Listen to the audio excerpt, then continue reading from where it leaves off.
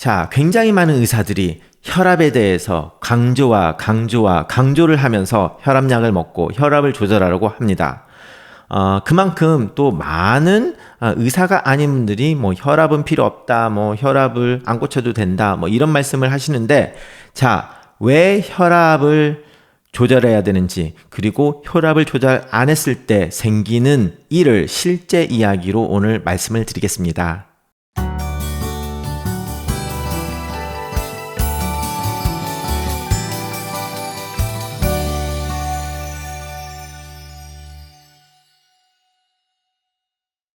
자, 안녕하세요.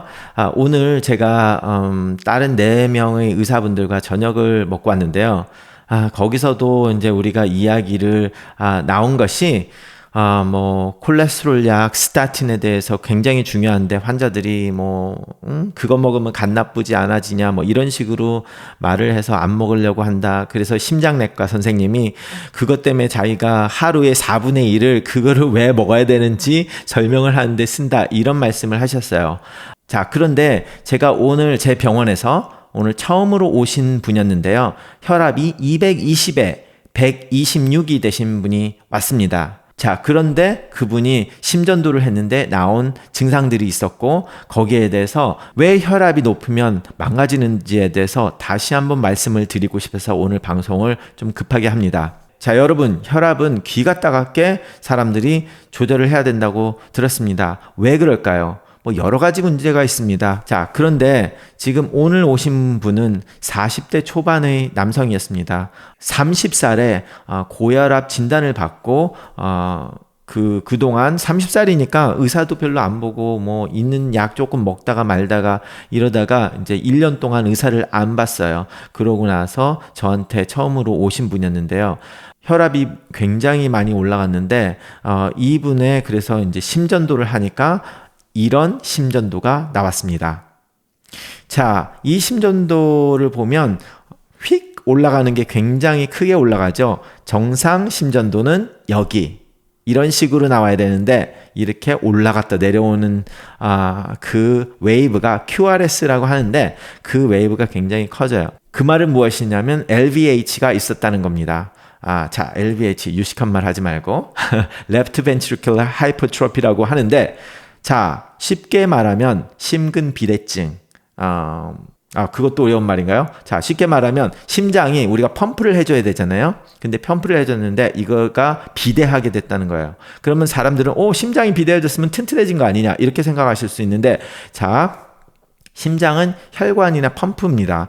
펌프인데 이 펌프가 이쪽에서 피를 받아서 저쪽으로 품어를 줘야 되는데 이쪽에서 오는 프레셔가 너무 세고 저쪽으로 밀어줘야 되는 프레셔가 너무 이렇게 반대편에서 뿜어주는데 너무 저항이 많다.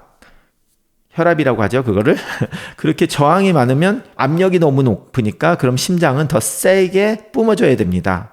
그러면 그걸 세게 뿜어주다 보면 근육이 더 커져야 되죠. 그러면은 우리가 일반 상식으로 그 팔목에 있는 근육이 커지면 더 좋은 건데 심장은 그런 식으로 그 비대해지면 좋을 수가 없습니다. 왜냐하면 심장은 이 혈관의 그 짜주는 요거기 때문에 한정된 스페이스에서 짜줘야 되는데 이게 커지면 바깥으로만 커지는 게 아니라 안으로도 커지겠죠. 그럼 피가 들어와서 뿜어줘야 되는 스페이스가 적어집니다. 그러면 결과적으로 실제로 이게 비대해지면 피를 뿜어주는데 많이 못 뿜어주고 그러다면 더 무리가 오고 그럼 그 무리를 하려고 심장이 더 커지고 그러면 더 커지기 때문에 또 뿜어내는 피는 더 작아지고 결과적으로 악순환이 계속 된다는 거죠. 그거를 우리가 좌심실 비대증 이라고 하나요? 그 Left Ventricular Hypertrophy라고 해서 LVH라고 하는데 그러면 이게 심전도를 보면 이런 식으로 크게 웨이브가 보이게 됩니다. 결과적으로 그렇게 나온 심전도는 굉장히 오랫동안 그 고혈압이 제대로 치료가 안 돼서 심장에 무리가 왔다는 것을 보여주게 되는 거죠. 자, 굉장히 많은 분들이 이렇게 혈압을 관리를 안 하셔서 결과적으로 심장이 무리가 오게 됩니다. 더 쉽게 생각하자면 이게 펌프잖아요. 우리 그 심장이 펌프 같은 건데 펌프를 해주는 압력, 물을 뿜어주는 펌프라고 생각하면 물을 뿜어줘야 되는데 압력이 많이 걸린다. 그럼 결과적으로 이 펌프가 더 세게 하다 보면 결과적으로 어느 시간이 지나면 펌프가 고장이 나겠죠.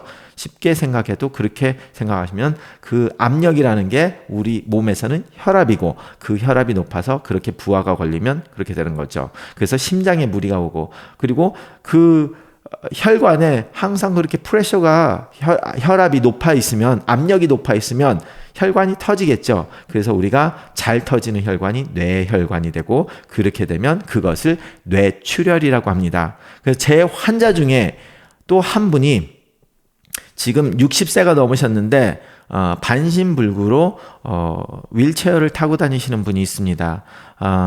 그런데 그분이 휠체어를 타고 다니는데 20년 전에 40대에 그렇게 혈압이 높아서 뇌출혈로 터져가지고 반신불구로 20년을 살았다고 하십니다. 굉장히 안타까운 일이죠. 그러기 때문에 우리가 그런 환자들을 보기 때문에 의사들이 이거를 관리를 해야 되고, 그러기 때문에 약을 주는 건데, 한국 분들은 많이들 약을 주면, 그 약에 부작용은 없어요. 부작용이 있을 수 있죠. 당연히. 근데 그 부작용이 더 커서 우리가 그 부작용이 나쁜데 주겠습니까? 그 부작용은 있으나, 뇌졸중으로 쓰러지거나 심근경색증으로 나중에 돌아가시는 확률이 이만큼이니까 이거보다는 이게 낫다. 그래서 주는 거가 되는 거죠. 그리고 뭐 부작용은 모든 사람한테 일어나는 게 아니잖아요. 뭐 10명 중에 1명이 일어난다. 그럼 9명은 괜찮은 거예요. 1명한테 일어나면 그분은 그 약을 끊고 다른 약으로 드리는 거죠. 그런데 그분이 될지 안 될지 모르니까 우리가 그 약을 줘보고 그분한테 다시 오시라고 하는 게 부작용이 있는 10명 중에 1명이라면 아니면 100명 중에 1명, 10명 중에 2명이든 뭐가 됐든 간에 그 사람이 그렇게 부작용이 날지를 확인하기 위해서 재진을 하는 거고 그러면 그 재진에서 아직도 혈압이 높은데 약은 부작용 없었다. 그러면 약을 더 올릴 수도 있고 이렇게 하는 거죠. 근데 오늘 제가 오신 그분은 1년 동안 의사를 안 보고 약만 그냥 전화로 타달라고 하다가 그 의사가 1년 동안 안 왔으니까 더 이상 약을 못 준다고 해가지고 저희한테 온 거예요.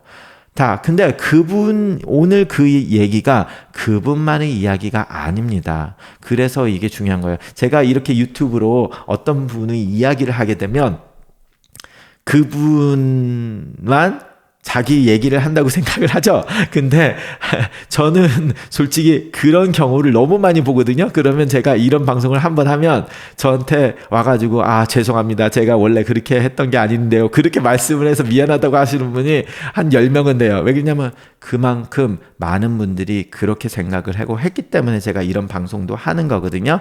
자, 그래서 오늘도 유튜브의 시청자분 중에 한 분이 이제 어떤 뭐 약이나 통계에 대해서 반문을 제기한 분이 있으셨는데, 자, 통계적으로 이렇다 저렇다, 뭐 몇 퍼센트의 뭐 부작용이 있어서 이건 더 안 좋은 거냐, 마냥 거냐. 자, 그분이 말씀을 하시는데, 자, 우리가 테크니컬하게 어떤 걸 하나를 가지고 뭐 이게 몇 퍼센트니까 좋다, 나쁘다, 그렇게 싸울 필요가 없어요. 쉽게 생각하세요.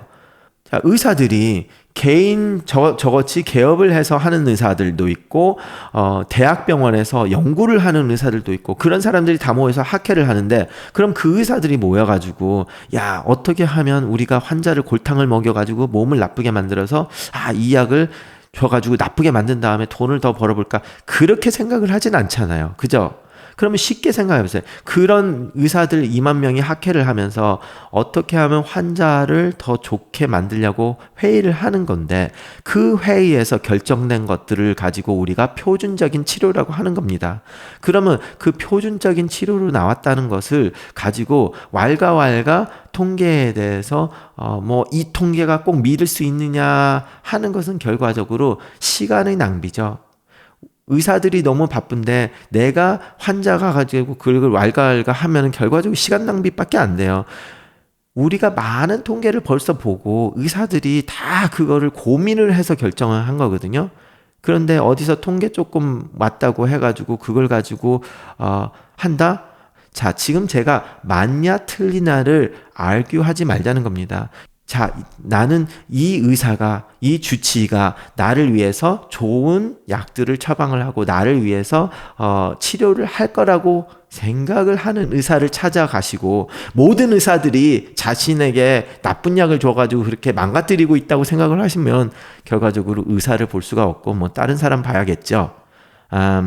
그렇지만 그거는 알아두셔야 합니다. 자, 많은 의사들이 그렇게 공부를 많이 하고 학회에서 하는 것은 조금 더 나은 현재 있는 치료보다 좀 더 나은 치료는 없을까 해서 매일 고민을 하는 거고, 그 의사를, 그런 결정을 한 의사를 믿고 따라가는 것이 어떻게 보면 더 자신에게도 좋지 않을까 생각을 하지 않으실까 생각을 합니다.